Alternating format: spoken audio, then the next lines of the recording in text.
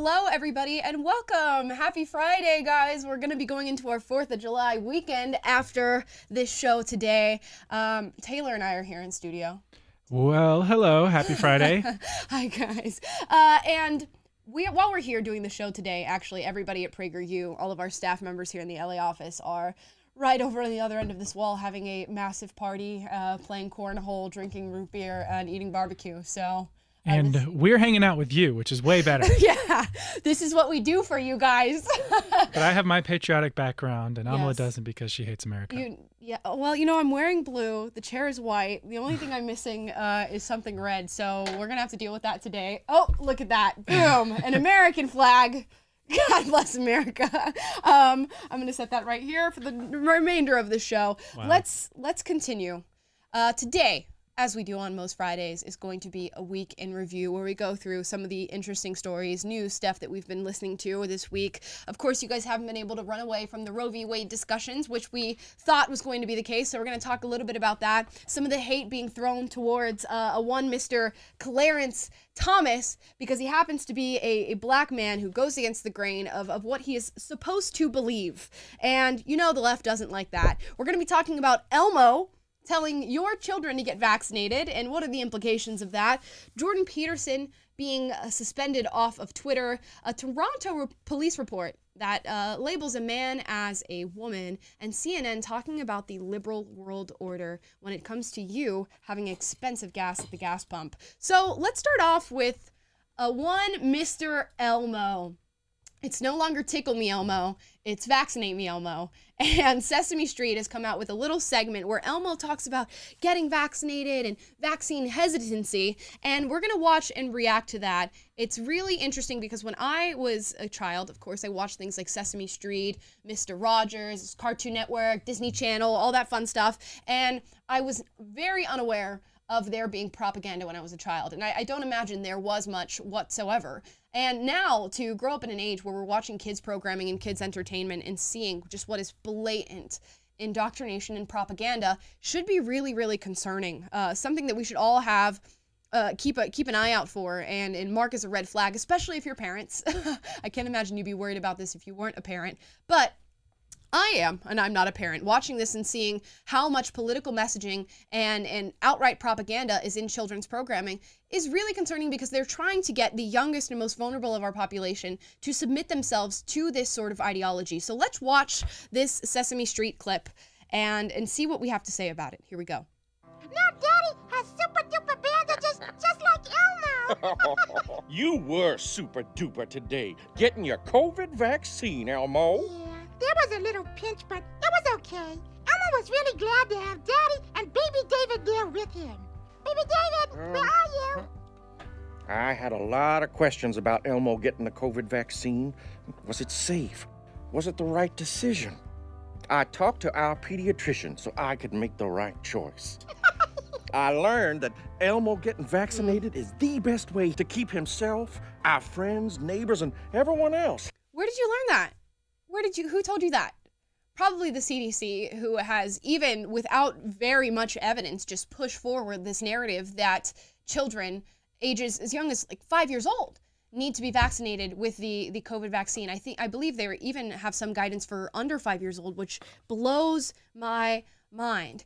Is that really the safest thing? These are questions that we should be asking ourselves. Is maybe natural immunity safer, or at least waiting until you have concrete evidence of vaccines being helpful for children in this case? Maybe we should wait for that before we say it's the safest way. And when I watch this, it's just wild. Sesame Street should be relied on to teach you things about family, friendships, how to deal with arguments when you're a 5-year-old and you're having an argument with somebody else in kindergarten. Maybe how to count. Maybe the alphabet. Maybe your different colors. That's what we rely on Sesame Street for, and actually very little reliance. Your parents should be doing that, but this is like a supplementary material for parents to give to their kids to watch, and hopefully they'll learn some lessons while being entertained with it. But instead, now Sesame Street is telling you that you need to vaccinate your kids, and you have to wonder who's paying for this. It's not like the writers at Sesame Street said, it's so important that we do something on vaccinations right now today. We need to put this out as our next episode. No, somebody paid for this. And it's probably a government agency, which means your tax dollars, or it's Big Pharma, which is even more insidious, that they would be pushing this sort of propaganda onto children. I prefer the Pfizer jab myself. Oh, no. In fact, this segment is sponsored by them. Yeah. Kids. I got AstraZeneca. I got Moderna. I just cannot believe it. And I really thought we were sort of out of the major wave of hearing about COVID anymore, especially with young children, because we know what the stats look like with young kids. We know that they're getting COVID. They're dealing with a few symptoms maybe, or no symptoms at all. And then they are, moving on with their lives.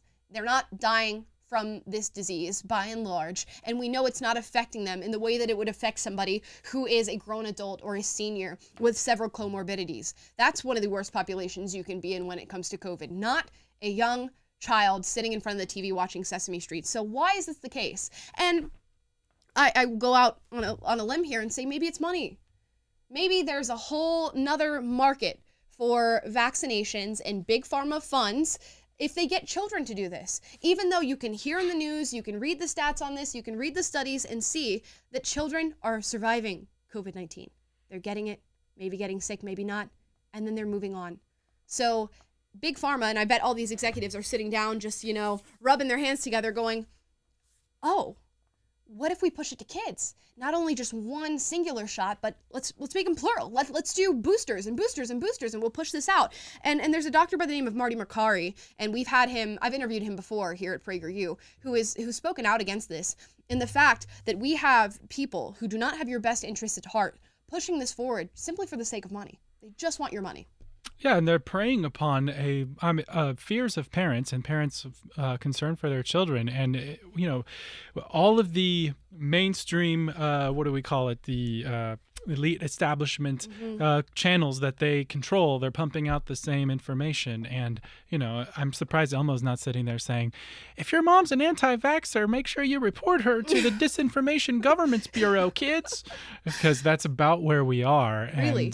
And, a parent who's just not well informed is just not going to know any better and take this as gospel when you look an inch below the surface at the data around whether children are really at risk, at some of the side effects, and just the money behind it. It's pretty nefarious, and you can't just trust Sesame Street anymore, sadly. No, you can't. It's so wild. I mean, I never advocated for parents simply plopping their kids in front of the TV and letting them watch whatever they want to watch, but there used to be a time where you could do that and you'd be generally safe, knowing that your kids were going to get, if not pro-American messaging, just regular, everyday, average human being messaging about little things that kids worry about and that kids need to learn about and that are foundational to their formative years and them growing. But now it's like you sit in front and it's a sponsored by Pfizer monologue about how you need this vaccine and this vaccine and this vaccine. I doubt they're going to do an episode on Elmo getting myocarditis, but that's something that you could be dealing with after this. If you collapse on the soccer field, you'll get up eventually. It'll be fine. She's like, Elmo's heart feels so much bigger, Dad. No, that's just inflammation. That's just inflammation, Elmo. Honest Sesame Street. That would be a fun satire to make. That would be a fun satire to make. If only we had the resources to do so in this little studio, we would be right on it. Somebody send me an Elmo puppet and I will make it in response to this because I'm over it. Let's keep watching. There is more to this clip. Healthy and enjoying the things they love. Oh, Daddy! Oh, Elmo and baby David have a question. Can we have a hug? Oh, come here, son. Elmo loves you, Daddy. I love you too. It's okay to have questions about there's COVID more. vaccines for your kids. Get the latest facts by speaking to your pediatrician or healthcare provider. Yeah, it's okay to have questions. Go get the latest vaccination. It's okay to have questions as long as you do exactly what we tell you to do. Right. And as much as this is like funny, haha, it's not funny, haha. It's funny weird that this is happening and that we are seeing this in our children's programming. And it's just sad, that people care far more about profit and far more about getting money from unknowing parents who are seeing this and going, oh, well, this must be the right thing to do for my child because I'm seeing it on a show that is known for just doing what is good for kids. Sesame Street has that reputation of if you want a safe place to sit your kids in front of the TV and let them watch and learn, Sesame Street was the way to go. And they would confront a lot of different issues that were really important to young children. Bullying, racism, bigotry, things that, you know, we look at now and we hear those words and we go, red flag. That sounds way too progressive. It sounds like radical leftism. But Sesame Street was actually approaching those topics in a way that was healthy for children and having those conversations and discussions. Now to add this into that discussion completely delegitimizes everything that they've been doing for so long. Yeah, and we've seen this tactic before, that they'll use what was things that were once trusted in the culture by everybody. You see it in the mainstream media, companies like Disney. They have this veneer of, oh yeah, we're just that brand that you know and love, CBS, just like the good old days when you could trust us, and Walter Cronkite and all that. And it's like media is just the same, and then they infuse all of their far left propaganda and ideology into everything. Disney's doing that now too. You reacted to that video of the Betamax clip that they're putting trans flag into kids' content now, and it's like they're just using the stuff that had built up cultural trust over time and just slapping that over their radical agenda. Yeah, and it's everywhere, man. I remember when COVID-19 first got announced and everything, and we went through all of this stuff, and all these celebrities started coming out and talking about, oh, it's so important to social distance and stay 6 feet apart, and it's so important to wear your mask. Look at me, I'm Lady Gaga, I'm wearing my mask. And they put all together all these compilations of people doing it, and then the vaccines get ushered out, and the same thing. We hire these celebrities, these common household names and faces to spew to you utter propaganda for young people. And Gen Z, Olivia Rodrigo got invited over to the White House to tell people to get vaccinated, and she's a young pop star who probably knows very little about the inner workings of what was happening here and all the different political pawns that they're using to get this message forward. And Sesame Street is just another one tacked onto that list. There's probably thousands and thousands of other entities that they're using to get this message out to people. But something is extra sinister about using Sesame Street, because, you know, parents aren't watching this. This is literally just a kid, maybe a few parents are, you know, watching over their kid's shoulder, but your kid's sitting in front of the TV just listening to Elmo talk about how needs to get a needle, he needs to get a jab. And that kid goes, well, hey mom, I didn't end up getting vaccinated, and Elmo's telling me that's the right thing to do. And Elmo's telling me that that's a sign that your parents love you. And that's a sign that your parents are keeping you safe. Why did that not happen for me? Why have you not done that? It's just insane to me. And of course, we've seen people on the right end of things, and just logical people who just don't agree with propaganda for children coming out against this, most notably Ted Cruz, and getting bullied for talking about these things. Ted Cruz came after Big Bird and Elmo, which is a little bit funny. You know, you're picking fights with puppets, but that is the cruel part of this. They will package up their propaganda in these most beautiful, unassuming, innocent little characters, like your pop stars like Olivia Rodrigo and your puppets like Elmo. And then when you have a bone to pick with them and you come out and say, well, this is disgusting and I don't support it, they go, well, how could you be mad at Elmo?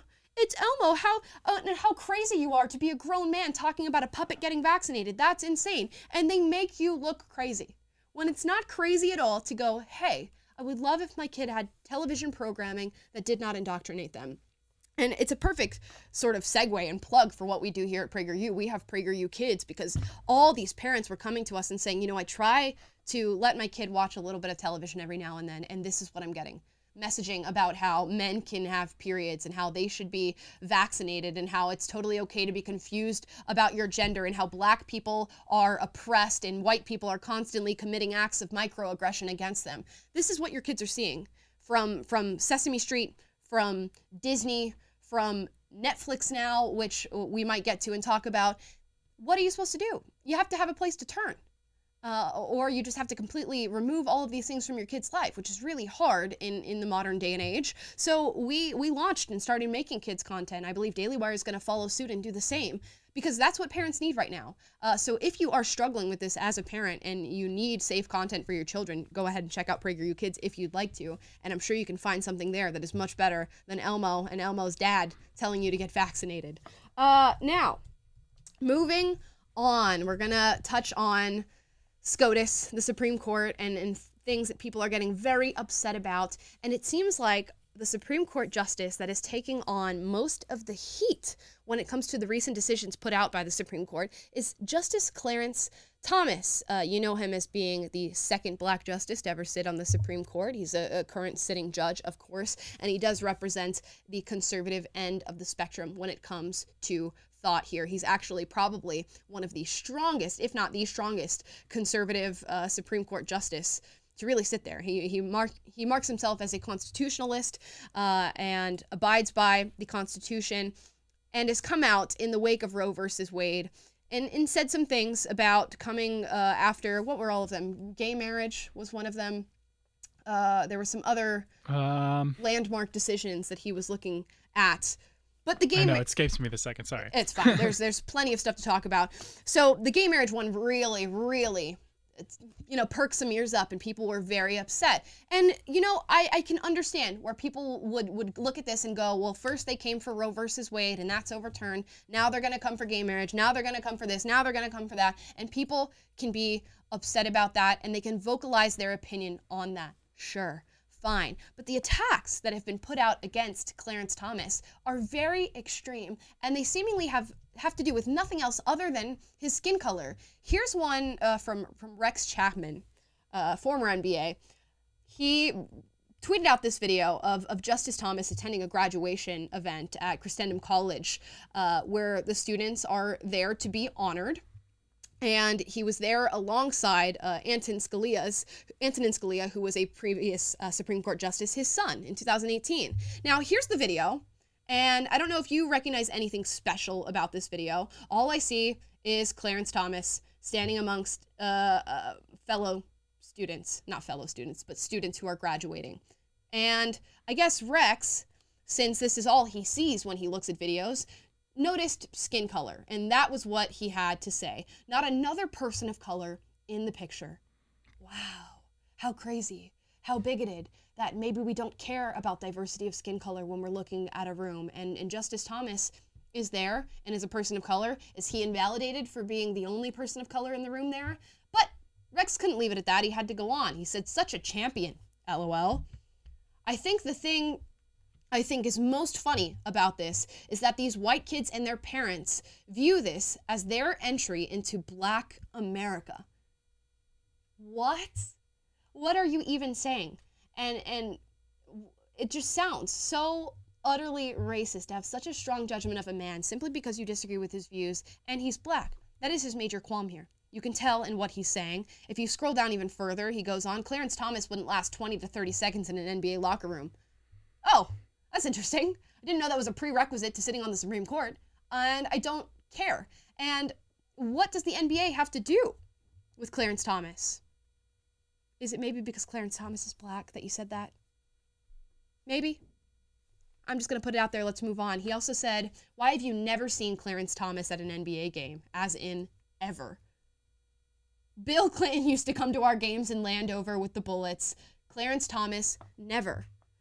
Maybe because Clarence Thomas is a Supreme Court justice who works day in and day out to do his job diligently, and maybe he just doesn't care to go and watch a basketball game. Is there something about him that makes you think he should want to be at an NBA game? That he should want to be in the locker room? That he should want to sit there and watch some guys play basketball? What about Clarence Thomas would make you say such a thing? And I'm sure we will not get an answer on that, because guess what? The answer would probably be a little racist. But this isn't the only person who's come out against Clarence Thomas, this Rex Chapman. Slews of people have come out calling him a white supremacist, telling him he's still an N-word, even though he doesn't believe it. I mean, hundreds of tweets on this of people who represent, progressive ideology, some liberal, but mainly progressives, saying that Clarence Thomas is an N-word and he's always going to be. It's a very common phrase that people like to throw out and say to people, especially people like me. I've gotten that comment, I want to say 1,000 times, that no matter what I do, I'm still going to be seen as an N-word to all the white folk around me. And it's some of the most racist posturing that we have seen in a long time. What was it, Good Morning America, who put out that tweet? Yes. Good Morning America. Yeah, we should have that puts somewhere. out a tweet. Yeah, I'm going to look it up on Twitter for you guys. Good Morning America comes out and puts out a tweet about Ketanji Brown Jackson, because she is the first black female to sit on the Supreme Court. But what did they say about her? They said she was the first black Supreme Court justice to sit on the court. Now, this could have been an accident. You know, I'm sure maybe one or two employees is in charge of the Twitter, and that's just simply what one of them thought, and they go and type it, and they tweet it out, and now it's out there. It lasted on Twitter for about 5 hours after being completely decimated by Twitter users who said, you know, what about Thurgood Marshall, and what about Clarence Thomas, who's currently sitting in the Supreme Court? So at the very least, it's a funny little incident. At the most, it just shows how much racism can brew inside progressivism when you have a certain view of the views that black people are meant to represent. And Clarence Thomas falls outside of that box of views, and he's very strong about it. Yeah, I think it's at most like a Freudian slip Yeah. from GMA, because it reflects the fact that the people who are behind our mainstream media generally have this view that black people ought to think a certain way, and when they don't, they're not a legitimate black person. And that's similar to how you get banned from TikTok like every couple of weeks, despite them launching a creator fund to elevate black voices and stuff. And if you don't toe the line and do what you're expected to, then you're forgotten or marginalized. I mean, the same things happen to Tom Sowell. So yeah, and that is, what is that? That is racism. You must think the way that we think you think. We own you. Yes, exactly. They feel like they own you. And there is this brilliant video that I'm going to try to actually pull up for you guys and see if I can find it. But it's Justice Sotomayor coming out and talking about Clarence Thomas and just giving what is a really just kind message about who he is as a person and how well he treats everybody who he works with. Here's this video. With him more than with any other justice. That we have not joined each other's opinions more than anybody else. And yet, Justice Thomas is the one justice in the building that literally knows every employee's name, every one of them. And not only does he know their names, he remembers their families' names and Gotta pause there. histories. Here we go. He's the first one who will go up to someone when you're walking with him and say, "Is your son okay? How's your daughter doing in college?" He's the first one that, when my stepfather died, sent me flowers in Florida. He is a man who cares deeply about the court as an institution, about the people who work there, but about people. He has a different vision than I do. Oh, it's going to keep pausing. About how to help people. Of course, it keeps going. And about their responsibilities to help themselves. I've often said to people, Justice Thomas believes that every person can pull themselves up by their bootstraps. I believe that some people can't get to their bootstraps without help. They need someone to help them lift their foot up so they can reach those bootstraps. That's a very different philosophy of life. But I think we share a common understanding. That's enough there. I'll just pause it there. I think this was just a beautiful remark towards Clarence Thomas. And unfortunately, when I was watching this video, I thought, wow, it's kind of brave of her to do that. And it should not be.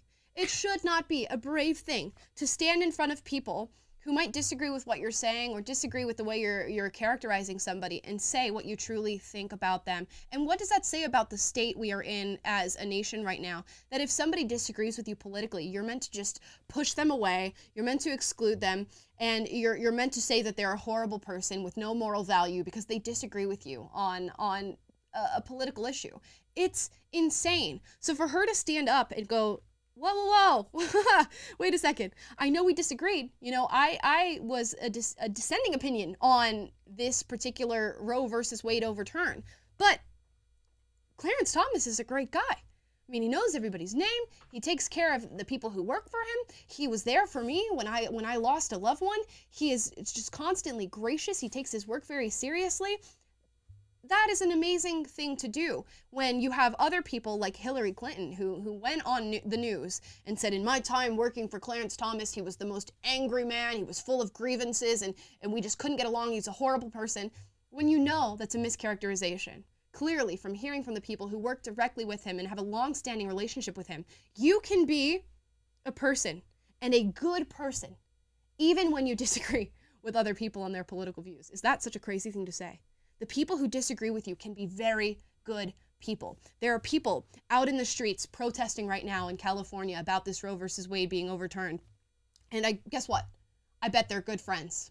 I bet they're good brothers and sisters. I bet they're good mothers. I bet they're good grandparents. I bet that if you met them on the street and talked to them, they'd be nice to you and they wouldn't even ask a question about how you feel politically. These people do exist. And to have a video like this, I mean, this video got 1.1 million views because it is now a viral thing to give good remarks to somebody who you disagree with.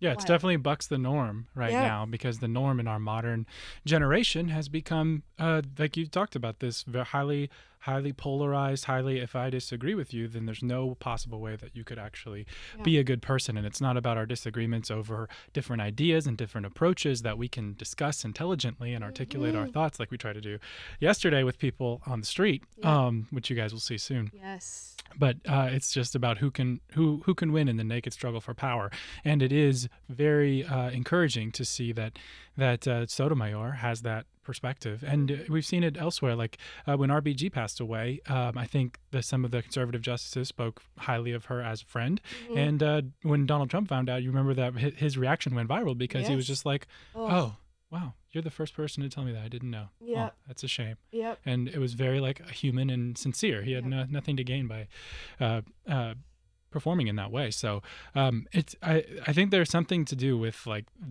some of these justices come from a different era from a time where it was about the merits of the discussion at hand, and they're practiced in that because they have to be writing opinions on all these things, and they have to dissent and use their words to disagree with one another and make arguments, and that's becoming a lost art in our time. And so I think it's telling that they have this relationship with each other, and hopefully that's something we can model rather than being outraged and trying to abolish them for doing their jobs properly as they have been doing. Yes, like they are quite literally just doing their jobs and doing their jobs to the best of their abilities. And Clarence Thomas and Justice Sotomayor, even though they represent different sects of belief, are known for doing that.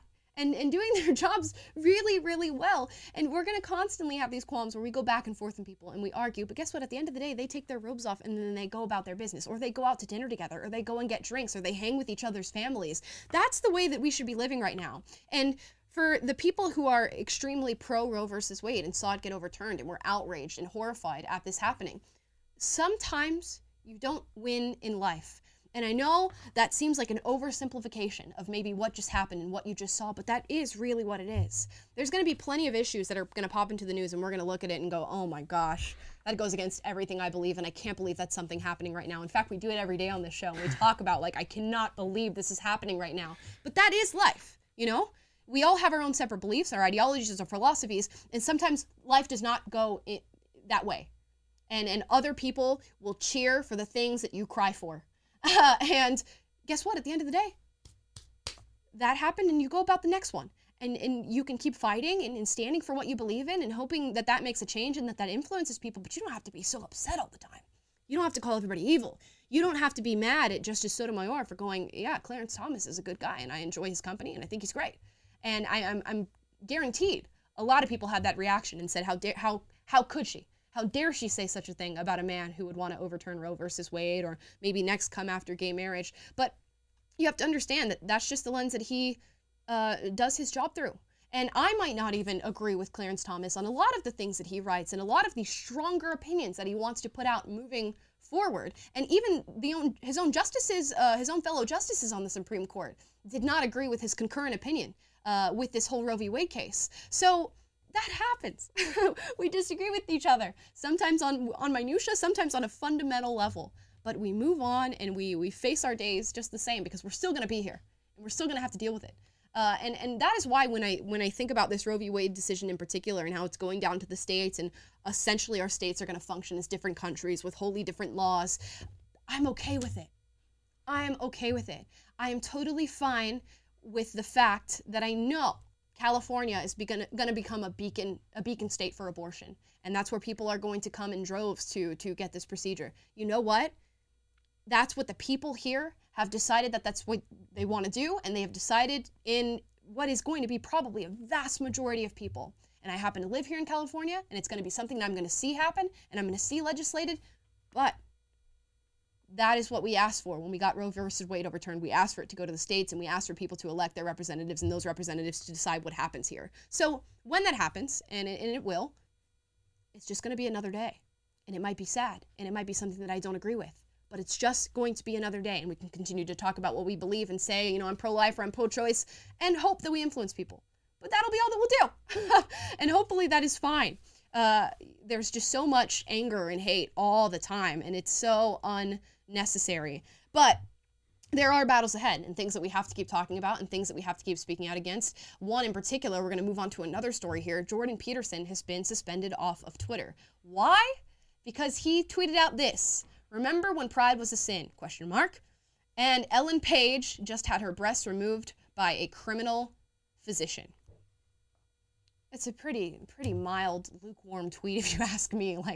It's not putting me up in arms to hear this. And this is an opinion that is shared by millions here in this country. Yet, simply going on your phone, typing this in, and tweeting it out is seen as an act of hate. It was removed, as you can see here, for violating our rules against hateful conduct, because you're not able to harass anybody or other people on the basis of race, ethnicity, national origin, sexual orientation, gender identity, religious affiliation, age, disability, or serious disease. I can't wait to see how long this list is in, say, 5 years.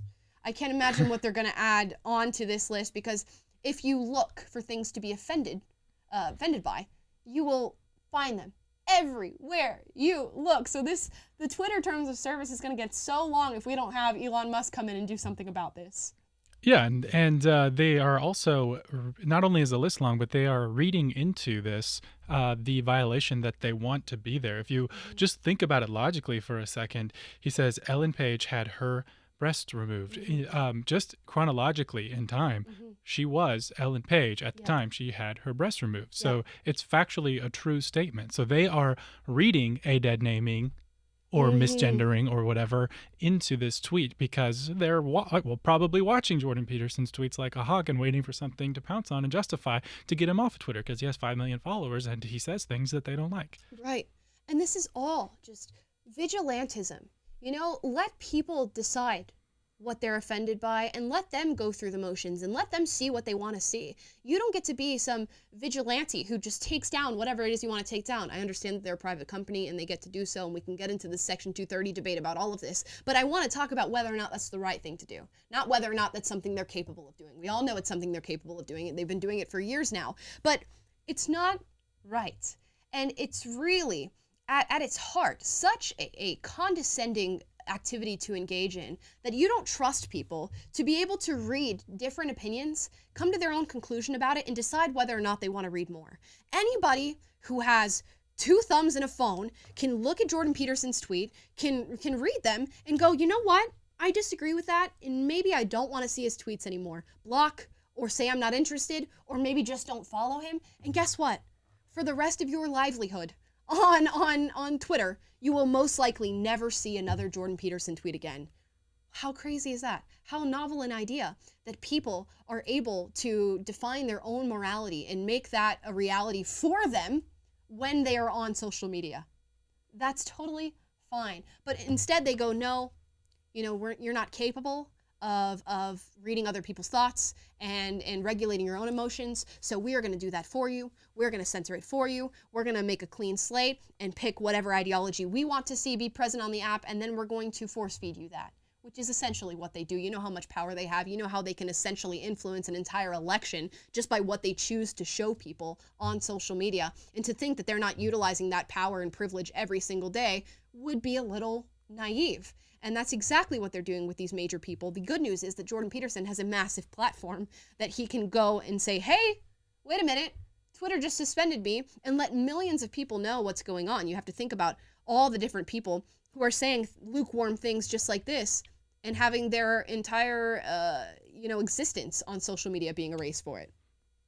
Yeah, and it reminds me too that it's kind of this insulting coddling that the left does with stuff like race as well. Like, oh, we need to institute affirmative action because black people aren't smart enough on their own merits to get into colleges at the same rates. So we need to boost them up and call into question whether they're doing it on their own merits. And then by the same token, they're saying trans people aren't emotionally resilient enough to deal with people who don't have the same views on gender and sexuality as them. So we need to censor all of society and ban anyone who might trigger their emotional fragility rather than give them the opportunity to assert themselves and overcome that and be emotionally resilient people just like everyone else has to be in society. They're not capable. It's the same reason like Dave Chappelle gets in underwater for making a trans joke by Netflix, and there's all calls to ban him because you cannot even joke about them.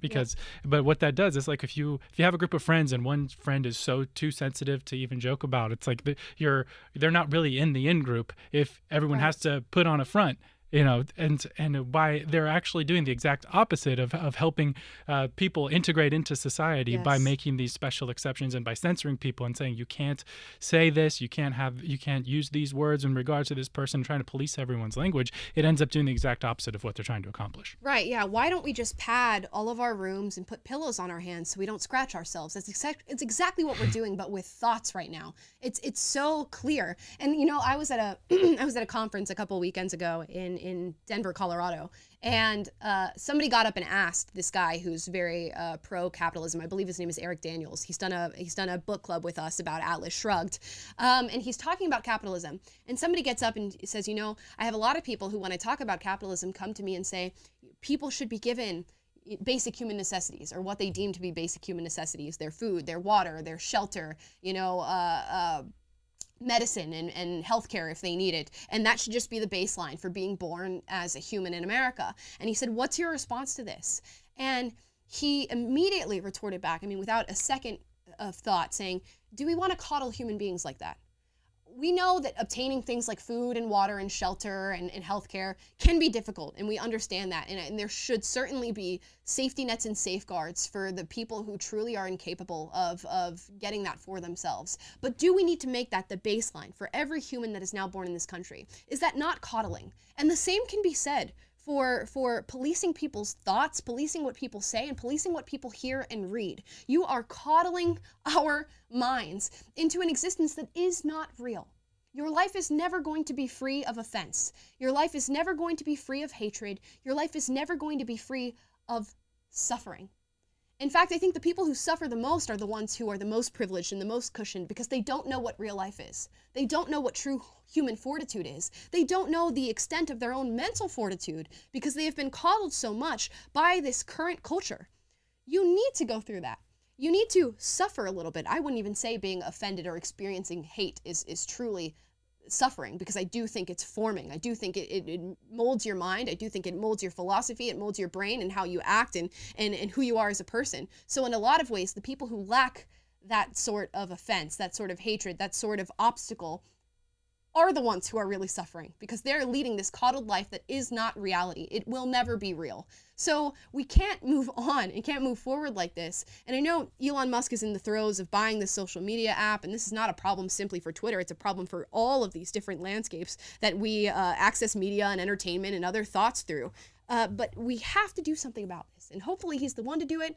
It sucks to me that it takes $44 billion from somebody who values free speech to make this happen, and that it's not just part of the cultural zeitgeist that we all accept that we should be able to have free speech in this country.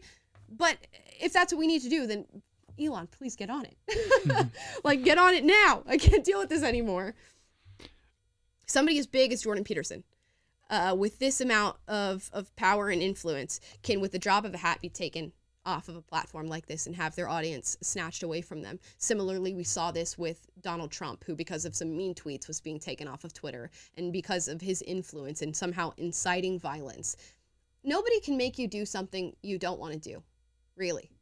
I mean, unless under extreme coercion or somebody's, lighting a fire under your feet, somebody cannot make you do something that you do not want to do. And words are powerful in a sense. Words are important. It's important to choose your words wisely and truly get your message out in a way that you're not being misunderstood. But words should not be policed like this. They're not important in the sense that if you call somebody something rude, they should crumble and fall to the ground in a pile of tears. Words are words. That is all they are. And while they can exercise a great amount of importance, not this amount of importance, to be censored off a platform for hateful conduct. We really need to move on from whatever period we are in as a society right now that we are so sensitive to language. And I hope to see that soon. But if you foster an entire generation with this sort of idea, guess what's going to happen? It's going to happen tenfold in another 10 to 20 years when they grow up. I can't imagine what it's going to look like. Like, what is going to be offensive in 10 years? I have no idea, but I'm reminded of that old saying, you don't child-proof the world, you world-proof the child. Yep. And as you're talking, I'm thinking, this is the same logic as saying, we should put wild baby animals in zoos and provide for all their needs and protect them from the big dangerous world because they might face predators out there, and we just need to never let animals grow up in the wild and be exposed to the elements and have to fend for themselves. Because and no, an animal cannot become a mature, like a baby tiger can't become a mature, healthy tiger that's living as it's supposed to live unless it's out there and exposed to the elements and has to learn how to fend for itself, and it's got help from its mother or whatever. But right. But the humans, similarly, you cannot be a fully functioning adult human if the only way for you to exist is by being coddled. And society cannot, put everybody into a zoo and give you the basic necessities and protect you from words that you might find offensive and stuff. It's not a sustainable way. You have to build strong individuals, strong people who can make their way in the world and assert themselves. Otherwise, what are you even going to get? And if you keep people in that prison of ideology, and you say, here's how you should think, and here we'll provide all your basic. That's basically communism. Is they don't want you to be an individual and who has something unique and your own thoughts and your own talents and your own character to bring to the world, and you bring that to bear by developing yourself and growing and innovating and launching a business or doing something. They just want you to do your little part, go in your little, don't think for yourself, be the cog in the machine. We'll provide for your basic needs, and that's it. And this type of thinking is what lands you in that type of world, and that's not one that I want to live in. And with freedom comes a little bit of risk, but with that you have flourishing, and humans cannot flourish when we treat each other like we are zoo animals. Right. That's actually the perfect analogy for that, because I remember as a kid being like, oh my gosh, the zoo is so exciting. I love to go see all the animals and all. It's so cool that we got them all together and they're all held in their little cages and all this stuff. And then you learn about the true suffering that happens when an animal is kept in captivity, and how their life is so much more meaningless and just more harmful to them when they live that way. And that's exactly what we are doing with the human mind right now. To a T, what we are doing. And as soon as people recognize how bad it is to hold your own mind in captivity, you should be just as angry as you are about the zoo animals. Just as angry about it, if not more, because it is directly affecting you, your children, your peers, your friends, your family, everybody around you. And it's just not, I like to think that it's not sustainable, and that we can't go forward like this, and that naturally it will just all crumble. But I do think it takes a certain group and a large group of people to go, no, I'm not going to do this, for this to not fully just take hold of our society. I'll tell a quick story, because yesterday we did not stream, and you guys missed us yesterday because we were outside of UCLA filming a video asking people on the street, is America racist? And actually trying to encourage civil discourse, back and forth, debate, get people's ideas. And some people I interviewed, and they gave me their ideas, and they were completely contrary to mine. And I just said, okay, that's interesting. I'm glad I know your perspective now. I pushed them on maybe a few things, but wasn't really getting in the vein of trying to change anybody's mind or foster a massive debate. Just wanted to give them a few facts, see if it changed the way they viewed things, and move on from there and let them go about their day, which is what most of us should be doing with our conversations anyway. But we had a slew of really, really great conversations. A few people who even went, I didn't ever think about it like that. I'm going to have to, do some research, and I'm going to have to get back to you, or I'm going to have to maybe change the way that I think. But we got this one guy towards the end. We were about to finish filming and just head back home. And this guy is waiting in line because Taylor was screening the people who wanted to be interviewed. And he's like, I want to go and have this discussion. Great. Seemed like a really nice guy. Even mentioned how we should foster civil discourse in this country. Okay. Before he comes and gets interviewed, he comes up to me and I ask him the question, do you think America's racist? He said, yes, absolutely.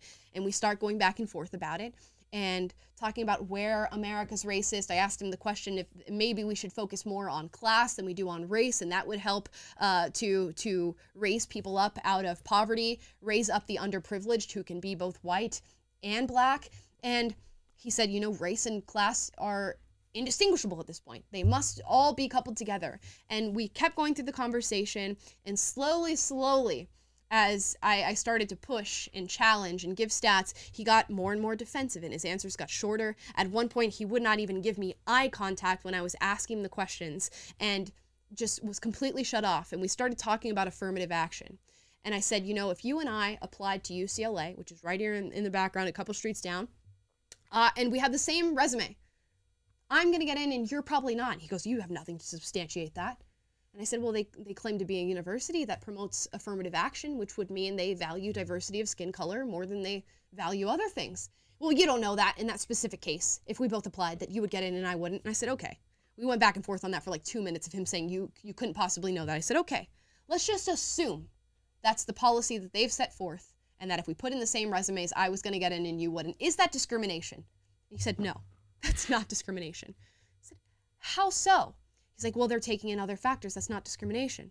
And I said, if you purely are looking at somebody's race with the same exact resume or application and you pick somebody because they're black and you don't pick somebody else because they're white, that's discrimination. And he said, no, it's not. And he got caught in this moment where he could have just been honest and go, you know what? I do see that as a form of discrimination. I totally understand, but I think it's necessary. There's plenty of people who believe that. Affirmative action is discrimination, but it is a discrimination that is necessary for the time that we're in as a country. But he couldn't even admit that. So he keeps going, and all of a sudden in the interview, he goes, am I going to get royalties for this video that you're taking of me right now? And I said, huh? What are you talking about? You want royalties for this video? He's like, yeah, am I going to get some sort of compensation because you're using my content right now? And he had agreed to do the interview with Taylor. We went through this whole process. We got him on the camera, and I said, well, no. And we don't have to monetize the video if that's what you're concerned about. We won't monetize it. We'll put it out. And guess what? Nobody will be getting money off the YouTube video. And he said, oh, that's really interesting that you work for somebody who, you know, wouldn't want to get money. He's like, I know you get all that conservative grift money, basically. And he starts just with these ad hominem attacks. He even says some stuff that I can't even say on camera. He starts saying that, why would you work for PragerU? You guys are garbage human beings. And Scott eventually intervened and he goes, whoa, dude. You just sat and you just talked to us for about 5+ minutes and you had a normal conversation. Are we garbage human beings? And he said, well, if you work for PragerU, then you are garbage human beings. And he called Dennis Prager a very, very nasty word that I will not repeat on this show, and just was attacking after attacking after attacking. And it's purely because I think maybe this guy has not been challenged a day in his life on his views. Maybe he does not even know how to handle the emotional maturity that is needed to have a conversation with somebody that you disagree with. And it went from a totally respectful person that once you got challenged or once you got offended about something, blew a gasket over it. And if that's the person that we are creating day in and day out with the type of culture that we have right now, we're in for a lot of trouble. We're in for a lot of butting heads, and we're in for no compromise and no solution, because there cannot be a solution met when all you do is attack people who have made you feel uncomfortable. And I just have to think that maybe this guy has not experienced an ounce of that in his life, and he suddenly experienced it and then did not know how to deal with it. And that's exactly what people who work behind their computer screens and censor people on Twitter are like. They can't stand the idea of anybody thinking something dissident to what they believe. Yeah, and that's a heavy contrast to what we talked about before with Justice Sotomayor and how she spoke about Clarence Thomas. Again, these people are practiced in using their words and using their thoughts and formulating thoughts and focusing on the substance and the merits of the arguments that we're making and disagreeing on, rather than acting like a petulant child whenever, oh, you started defeating my argument, so now I'm going to start resorting to ad hominem and calling you names, because it's a very like childish way of dealing with a disagreement. And it's true that our culture is fostering that, and social media has a role in that. The mainstream media and people who are in control of a lot of these platforms are driving that. But at the end of the day, kind of like you said, no one's holding a gun to your head to be a terrible person. Yeah. So take some responsibility for yourself and learn to engage and use your words and formulate thoughts and make arguments and express yourself. Use free speech to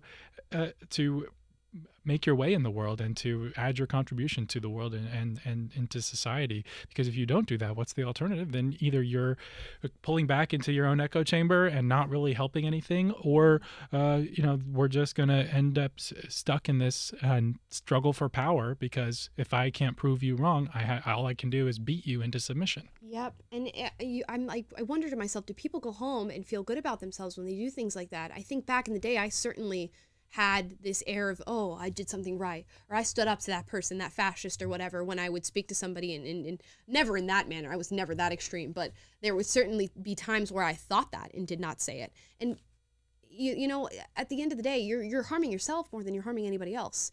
And right now we have a problem with people who don't want to say I don't know and don't want to say I was wrong. And I was certainly in that camp of people quite a while ago, and I've had to learn, and even still have to come face to face with conflicts sometimes where I don't want to say I don't know and I don't want to say I was wrong. And I have to look inside myself and go, whoa, what did I get so defensive about? These are just ideas. Why am I so beholden to a certain set of ideas? And why in that moment did I put up a blinder where I couldn't admit where I truly was? And that was in the camp of I don't know or I was wrong. And we all run into these moments. We all get defensive. We all feel the heat in our faces when something is not going our way, and we internally know that we're wrong but are not ready to say it externally. And at that moment, just take a breath and go, you know what? I was wrong. This is a learning moment for me, and I'm now a better human being because I admitted that, and I came to terms with it. And thank you for taking the time to explain that to me or to go back and forth with me on that issue. What a wonderful thing.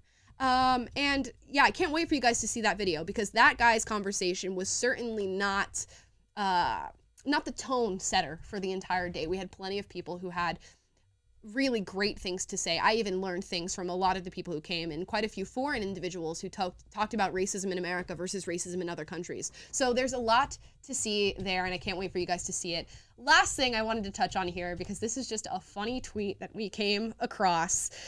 Here is the Toronto police tweeting out a news release for a missing woman. Ryerson Avenue in Bathurst Street area. Look at the picture. Now, for somebody to be missing, devastating thing, travesty. I hope this individual is found. I'm questioning the woman part. Just me. Could be wrong. I know we're in a little bit of a topsy-turvy society today, but this doesn't quite look like a missing woman. Hate speech. Beats me, though. Hate speech. Hate speech. You could get banned for saying that's not a woman. You get banned for saying that's the world we live in today. Yes. If I quote tweeted this and said this is not a woman, I run the risk of being banned off of Twitter. So there we are. So there. Got some work to do, America. We've got some work to do. We have some conversations to have, and we got some times to admit when we don't know and we were wrong. But mostly, I'm thinking I'm right about this one. Maybe this is one where I'm not willing to admit that I'm wrong. Gotta put the stake in the ground somewhere. Yeah, you gotta draw the line in the sand, the stake in the ground. You gotta assert yourself somewhere, and I think this is where I'm choosing to assert myself and say, missing woman? ? Because I don't see it. Anyways, guys, what a funny note to close out the show on. I hope this missing woman is found. That's all I will say, because I imagine that's a pretty terrifying situation. I'm just questioning the word choice from the Toronto police on this one. Guys, enjoy your 3-day weekend. Hopefully it's a 3-day weekend for you and you might not be working on Monday. If you are working on Monday, I don't know. I feel bad for you. Take some time to celebrate America while you're at it. Maybe say the pledge in the morning or something like that. Thank you guys so much for watching. I will be back on Tuesday with a video for you, but we are going to put out some content over the weekend, so do not fret. You have plenty of ridiculous things to look at and plenty of commentary to keep you guys, to keep you stable. Hopefully you're stable without me, but if you're not, I don't know, contact a doctor of some sorts. Thank you for watching. Please like, subscribe, click the notification bell to be notified every single day when we go live. That's 3 p.m. Pacific, 6 p.m. Eastern, and I will see you guys on Tuesday. Have a fantastic July 4th Independence Day. Let's celebrate that independence. Bye, guys. Happy Independence Day. Happy Independence Day.